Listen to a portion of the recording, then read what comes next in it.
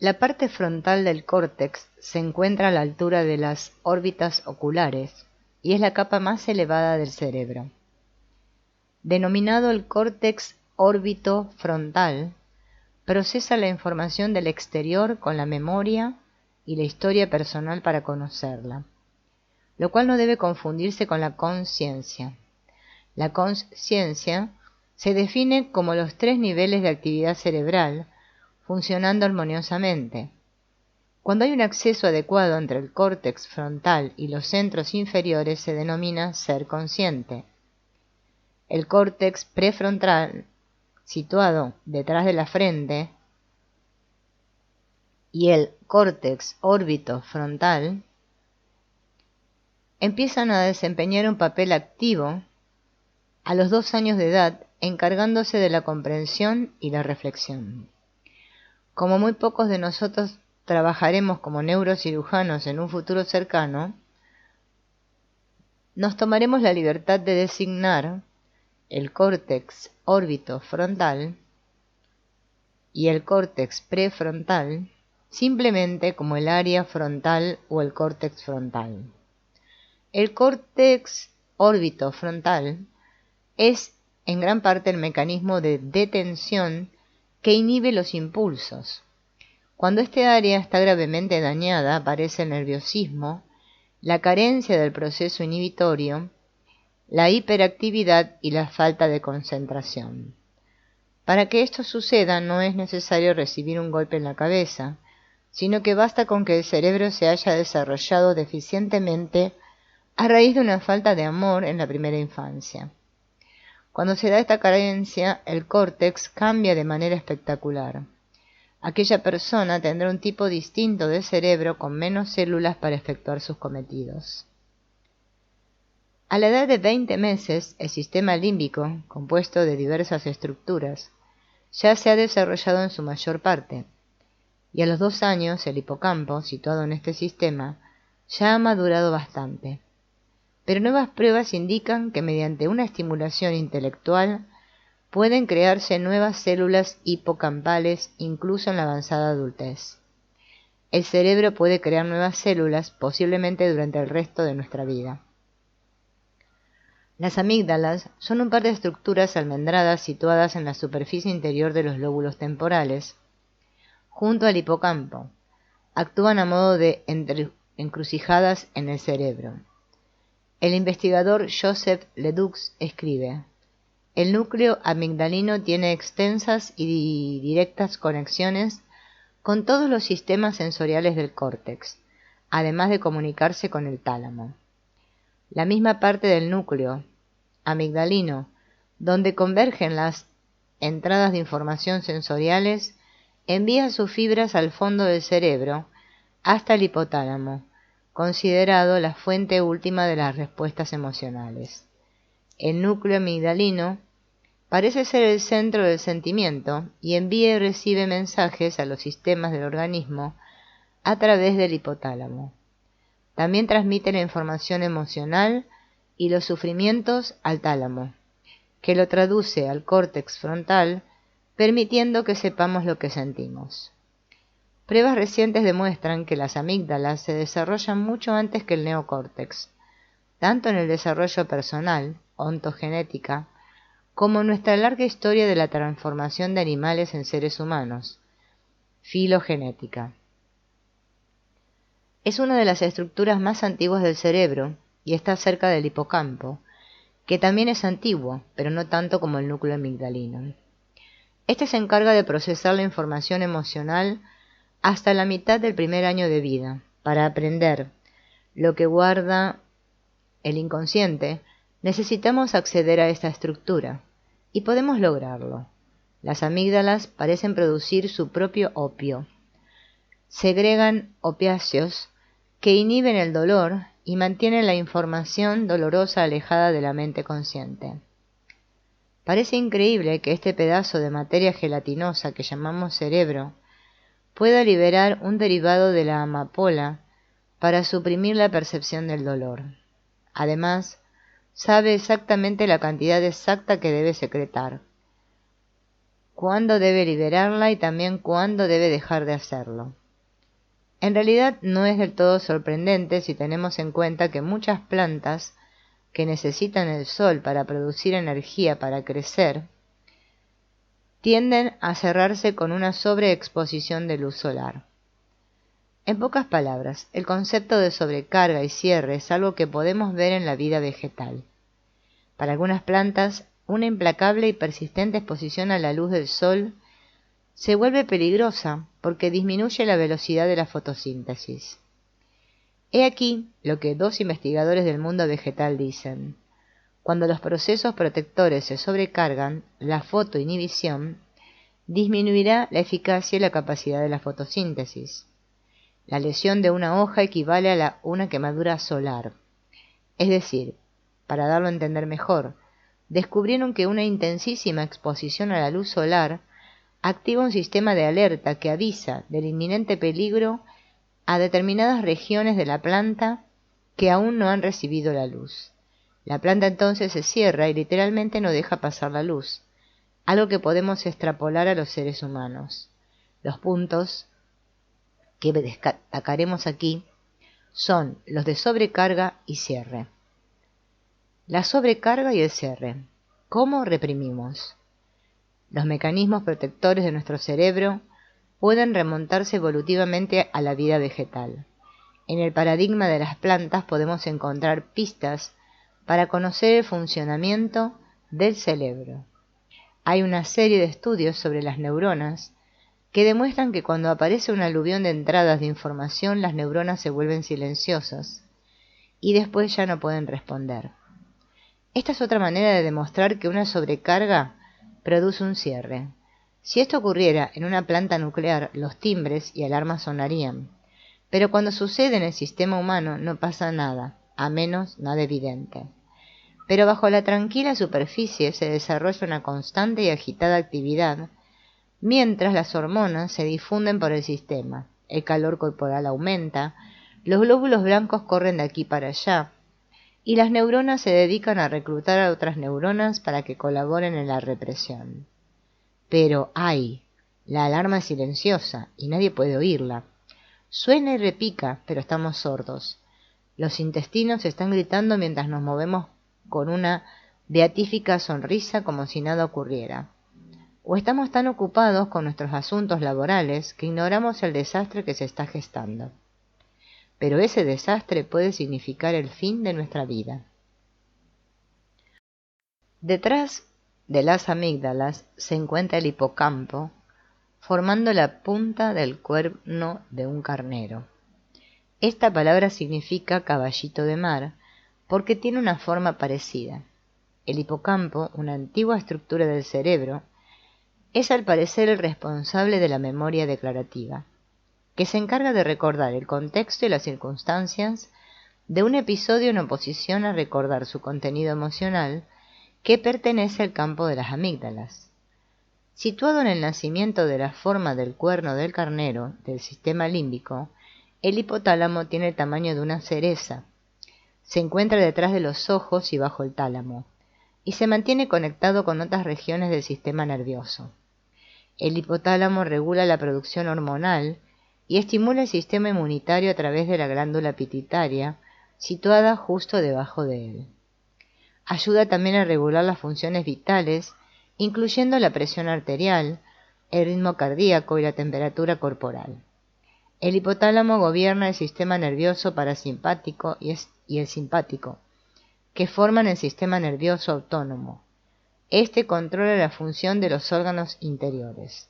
Más tarde se verá la importancia que tiene este sistema. Por encima de algunas estructuras fundamentales relacionadas con el sentir, examinaremos cómo éstas interactúan entre sí y se envían mensajes y cómo la información se estimula o bloquea en las rutas neuronales conocidas como vías. Veremos cómo el inconsciente se convierte en el inconsciente. Descubriremos qué le sucede a nuestros sentimientos cuando no pueden acceder a los centros elevados en los que yace la conciencia. Luego veremos los conceptos de la huella y los períodos críticos.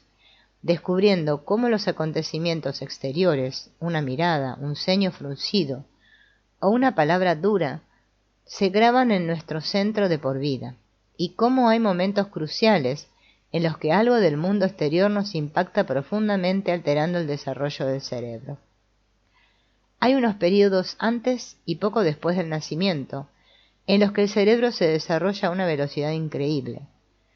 Es en esta época cuando las células nerviosas del cerebro, las neuronas, desarrollan sus conexiones con otras neuronas para formar los circuitos nerviosos. Sufrir un grave trauma durante este periodo, una madre ansiosa o deprimida, o que beba o fume en exceso, puede afectar al cerebro permanentemente. El sistema nervioso contiene en total miles de millones de neuronas interconectadas. Estas células nerviosas reciben señales o información de los órganos sensoriales del cuerpo y la transmiten al sistema nervioso central. Cada neurona se compone de un cuerpo celular y de prolongaciones denominadas dendritas. Las señales viajan entre las neuronas a través de las fibras conductoras llamadas axones, que se ramifican en el extremo en terminaciones axónicas.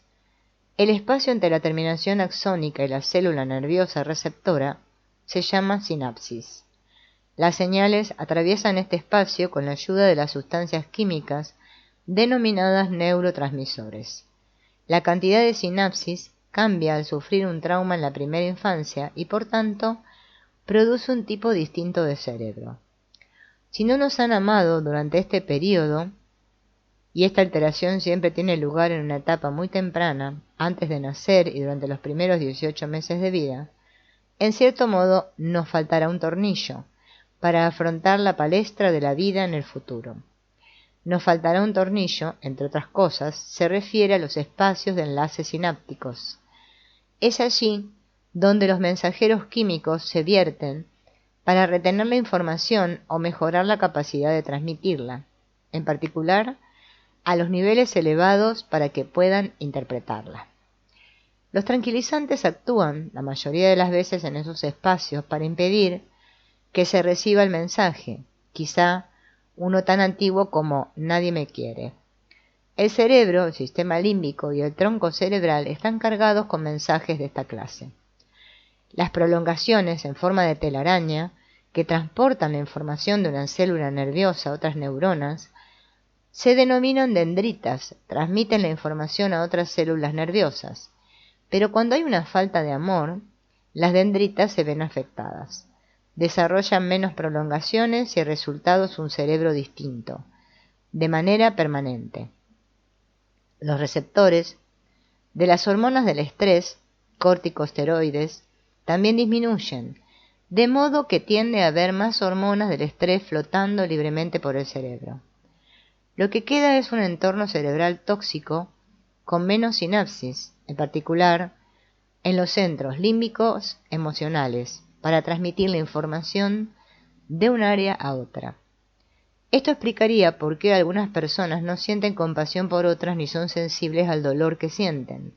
Incluso son insensibles a su propio dolor, ya que los centros de los sentimientos están dañados. Hay muchas clases de sustancias químicas que actúan como mensajeros, ayudan a transmitir la información del nivel inferior a las áreas superiores. La serotonina, por ejemplo, ayuda a inhibir el dolor y también se relaciona con la saciedad. Estos son sus aspectos positivos.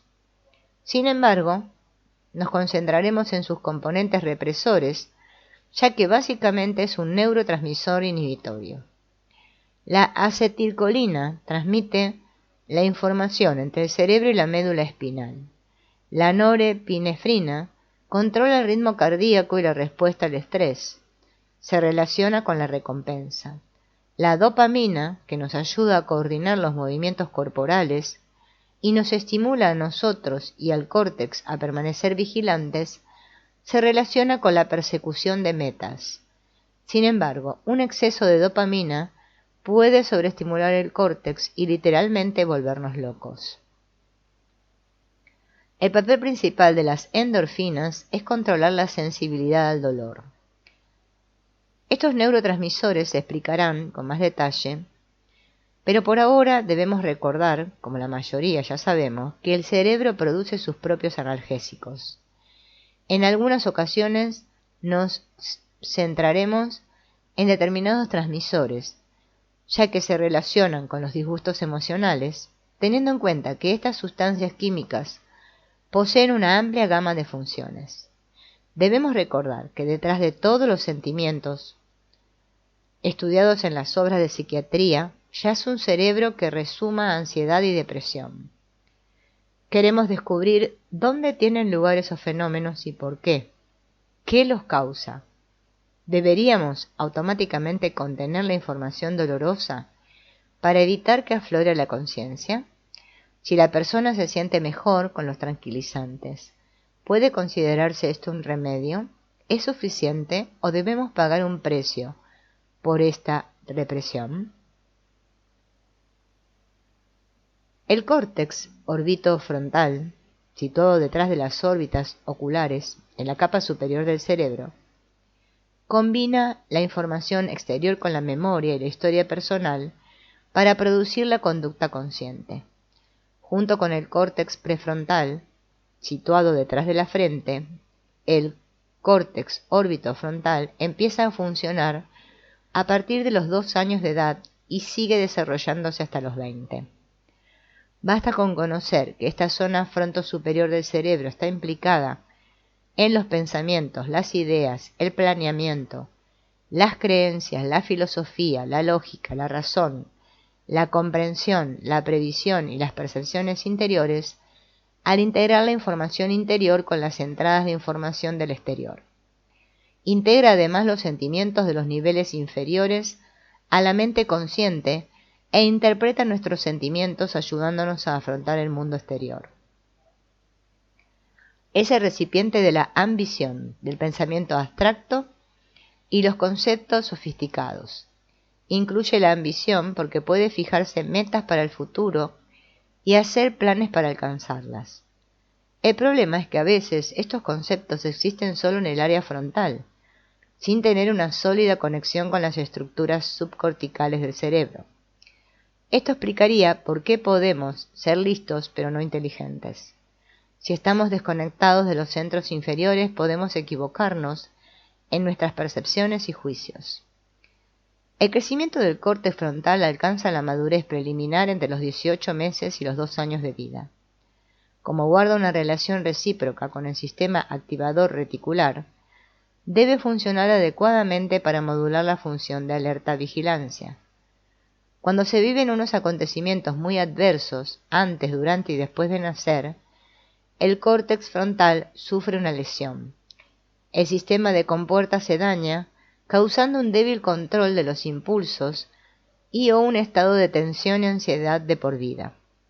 El niño adulto deja de tener una fuerte función antidolor y antiansiedad.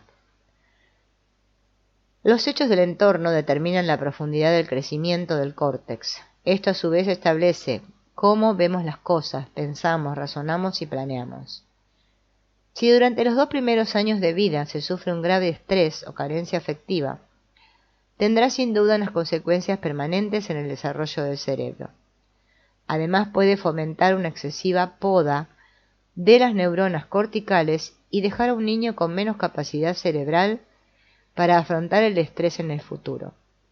Las neuronas parecen ir allí donde se necesitan y se atrofian, o desaparecen donde o cuando no son necesarias.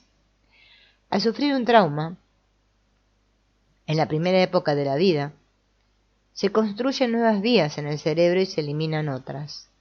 Por otra parte, si no hay un suficiente estímulo o intercambio emocional entre los padres y el hijo durante el primero o el segundo año de vida, las sinapsis posiblemente se desarrollarán menos.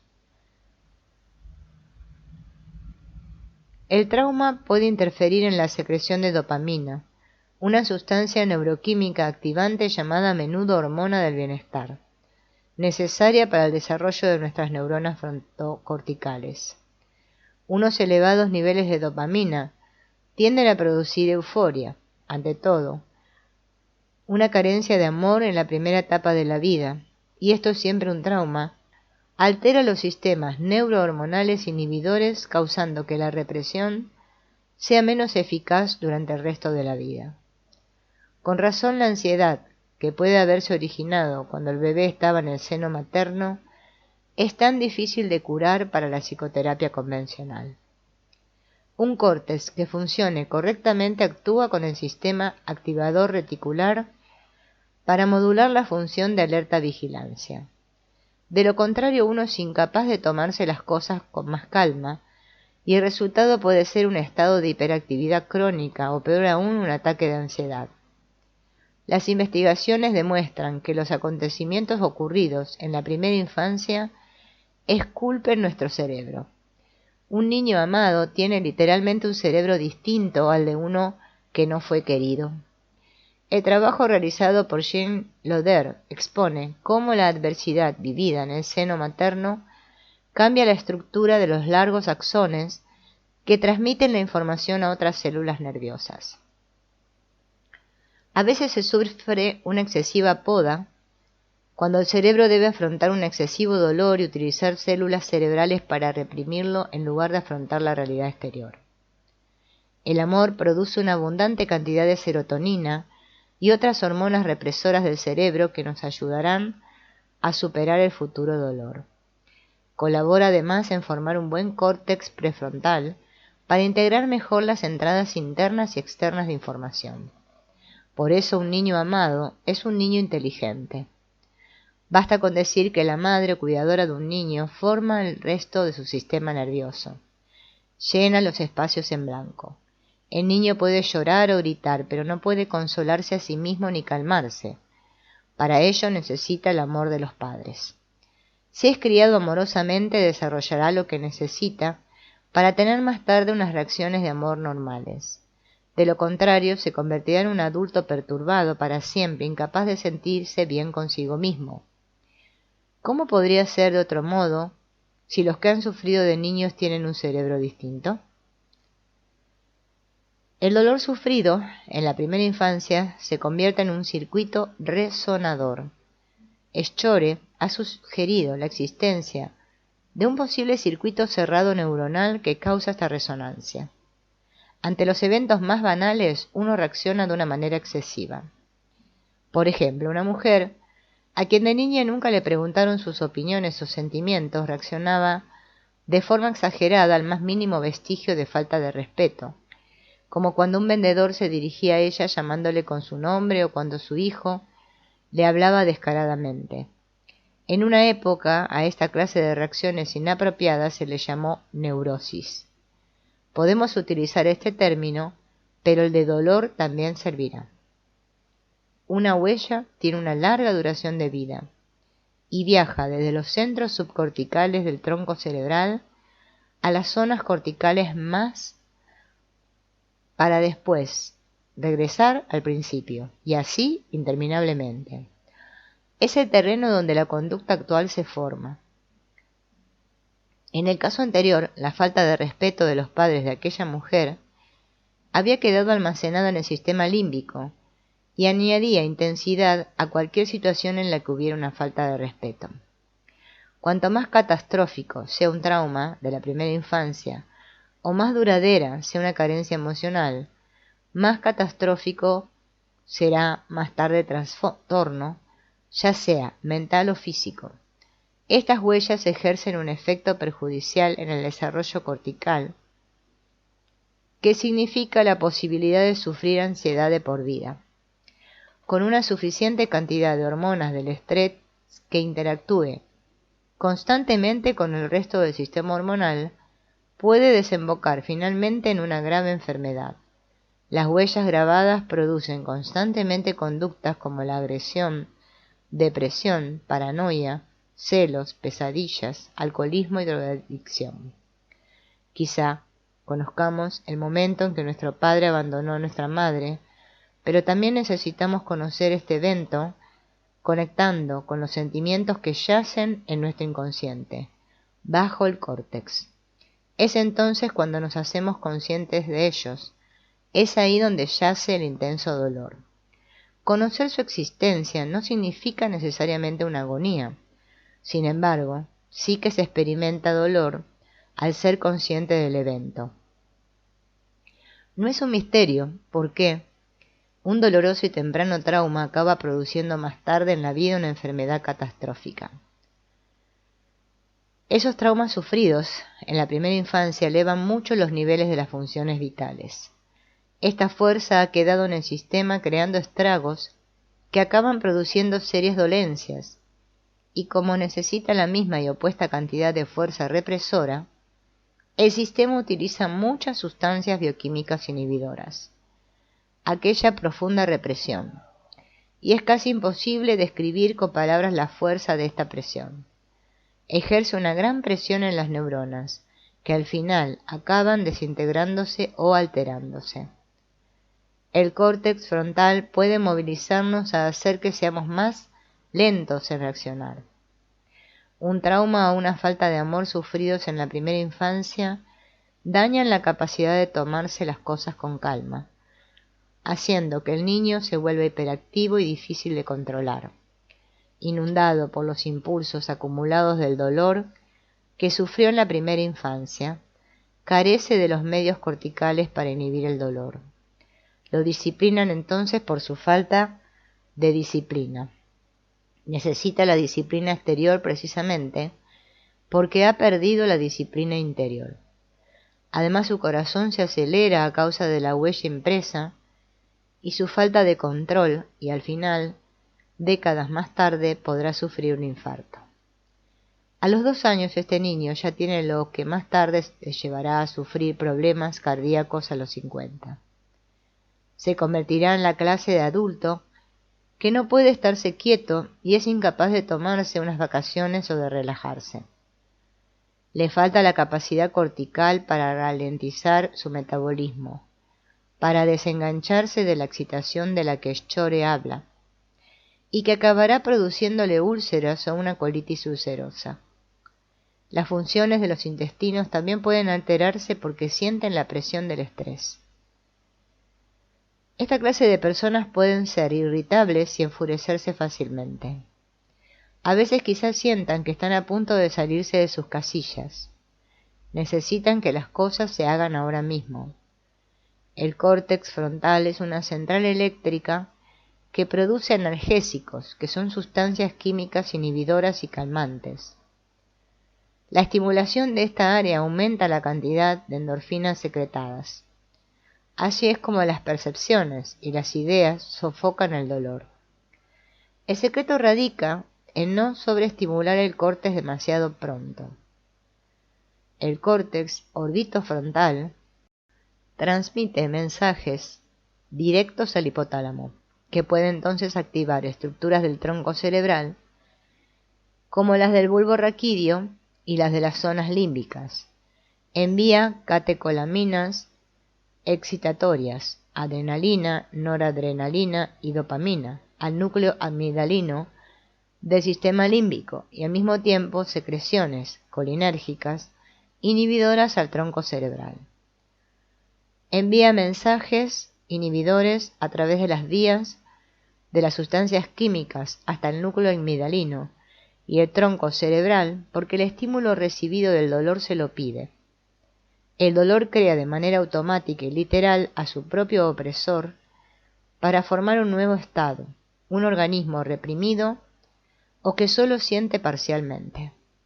El cerebro, con toda su sabiduría, nos dice: solo te dejaré sentir un poco cada vez.